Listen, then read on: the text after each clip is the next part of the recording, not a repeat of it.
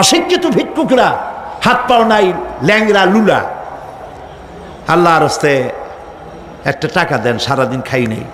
এই হলো অশিক্ষিত ভিক্ষুক। আর শিক্ষিত ভিক্ষুকরা টাই, স্যুট, প্যান্ট, সেন্ট স্প্রে করে তারপরে গভর্নমেন্টের শ্বশুরের চেয়ারে গিয়ে বসে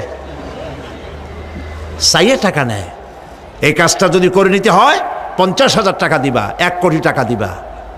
ভিক্ষুকের চাইতে কলঙ্ক,